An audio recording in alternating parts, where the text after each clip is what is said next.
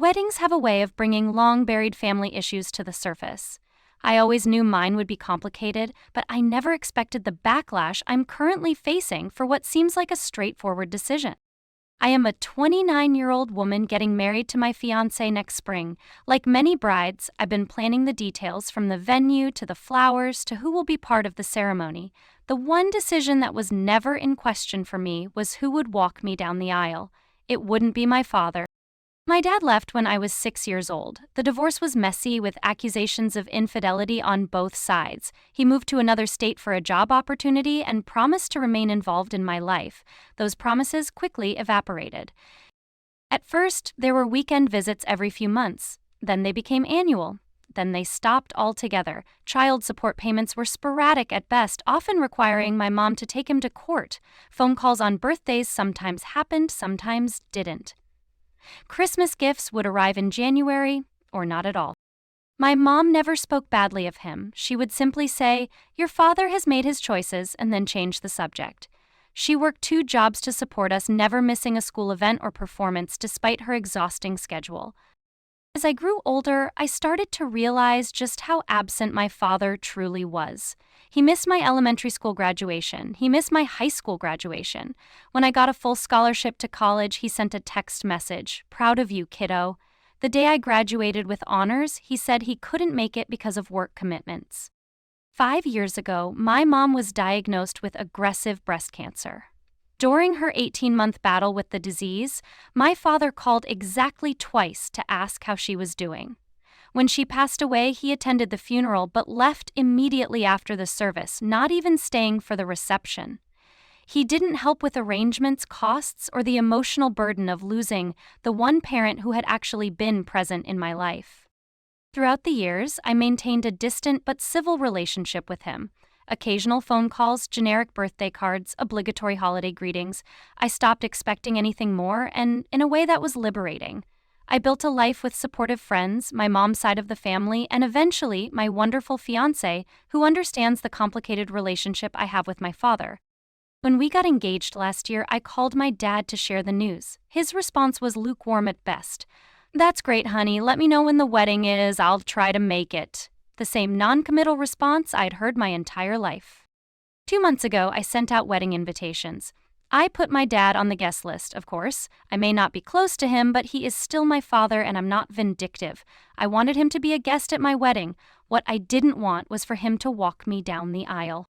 That honor is going to my Uncle Robert, my mom's brother, who stepped up after my mom died. He helped me through my grief, invited me for Sunday dinners with his family, called to check on me regularly, and has been more of a father figure to me than my actual father ever was. Last week, my dad called, sounding more enthusiastic than I'd heard him in years. "I've been thinking about your wedding," he said. "I'd like to walk you down the aisle. It's a big father-daughter moment, and I don't want to miss it." I was stunned by his assumption that this role would automatically be his, despite his lifetime of missing all the other father-daughter moments that had come before. "I'm sorry," I said, trying to be gentle but firm. "I've already asked Uncle Robert to walk me down the aisle. He's been there for me consistently, especially since Mom died." There was a long silence on the other end of the line. "I'm your father," he finally said, his voice tight. "It's traditional. It's my right." "Being a father is more than biology," I replied. "It's about being present. Robert has been there for me in ways you chose not to be." What followed was a conversation that quickly spiraled. He accused me of trying to punish him for the past. He said I was being ungrateful for the sacrifices he had made.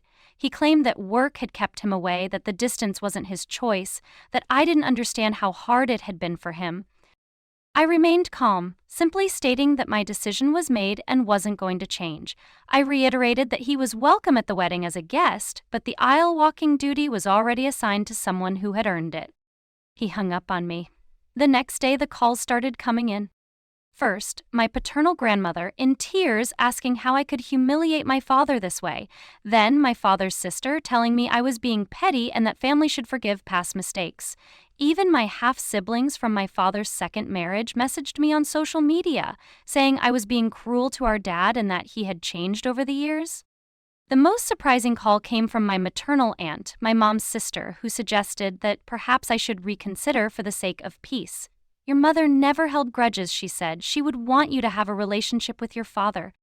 I found that particularly unfair, using my late mother as leverage when she isn't here to speak for herself.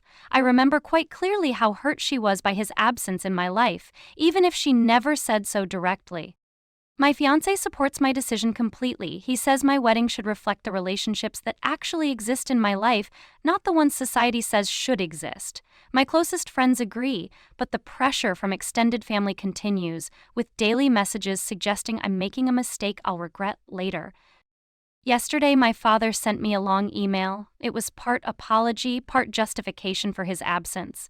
He wrote about the depression he suffered after the divorce, the financial struggles that kept him working constantly, the new family obligations that took his time. He said walking his daughter down the aisle was something he had always looked forward to, and that denying him this moment was taking away his chance at redemption. The email has made me question myself. Not enough to change my mind, but enough to wonder if I'm being too harsh. Is this really about honoring the person who has been there for me, or am I subconsciously trying to punish my father for years of disappointment? Would having him walk me down the aisle be a healing moment for both of us, or would it be allowing him to play a role he hasn't earned? Am I denying him a chance to make amends, or am I setting a healthy boundary based on our actual relationship rather than an idealized father-daughter bond? So, am I the jerk for refusing to let my dad walk me down the aisle after he missed every milestone in my life? Should I give him this opportunity to be present at an important moment, even though he chose to be absent for all the others?